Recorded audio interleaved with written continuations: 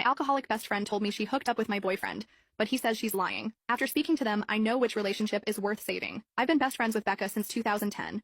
We were college roommates and then lived together until I moved in with my boyfriend Nate in 2019. Becca has always had a drinking problem, and she's done stuff while intoxicated that has sometimes caused problems in our friendship. Last Saturday, Becca called me because she was intoxicated and needed a ride home. I had the flu, so Nate went to get her instead. A couple of days later, I started noticing that Nate kept putting his phone face down on the coffee table when he wasn't using it. This wasn't normal, but I just thought him and Becca were planning a surprise for me. Yesterday, I saw Becca and told her about Nate being sneaky and asked if he was proposing soon. Out of nowhere, Becca started crying and told me that she and Nate hooked up in his car the night that he came to pick her up. She said she was really intoxicated and didn't fully know what she was doing. She'd been texting him that he needed to tell me what happened or else she was going to. I asked Becca to show me the texts, but they were all on Signal, which deletes messages after a day. She said that I could believe her or not, and it's my choice. But she was telling the truth. I said I needed to go home and talk to Nate. When I got home, I confronted Nate about Becca's accusation, and he acted shocked and denied everything. He said that he had just given Becca a ride home, and they talked about how we should get married already. He admitted they were talking on Signal about engagement rings and proposal ideas. Nate then texted her asking her if she made up a story about them hooking up to not ruin the surprise about his proposal, and she texted him back that there was no proposal,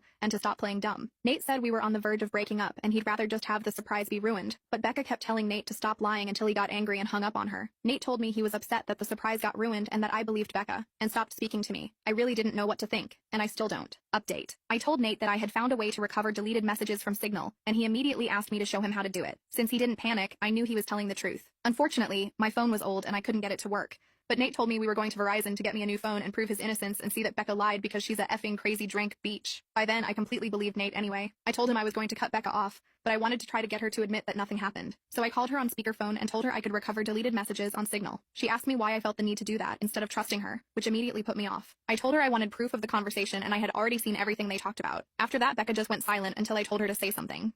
Then she asked me if that meant that we were engaged now. I really just lost it and screamed asking her if she was serious, and what the F was wrong with her, and how could that possibly be all that she had to say. Becca screamed that I obviously never believed her because we didn't break up. I was crying by that point, so Nate told Becca to go F herself and to never ever contact either one of us ever again. A minute later, Becca sent me a completely unhinged text saying, "You are supposed to be my friend for life. You are supposed to be there for me. But then you meet Nate and only care about him. Everything is about Nate. Tell me why Nate came to pick me up when I called you. I called you, not your precious effing Nate. I only want you to see how effed up this is, but do you? No. Of course you don't. Of course you choose Nate over me like you always do and like you always will. You pretend to care about me, but I can see you don't. It is pathetic. You are a pathetic woman who would choose a man over a friend. But since you can't say it yourself, I will. Since you have to have your sweet, perfect little baby Nate do it for you, I will. Goodbye. Is that what you want? Goodbye forever. I hope you effing got what you effing want." I blocked her after that. As for Nate, I asked him if he thought he could ever forgive me for doubting him, and he said that since I cut Becca off, we can try to put it behind us.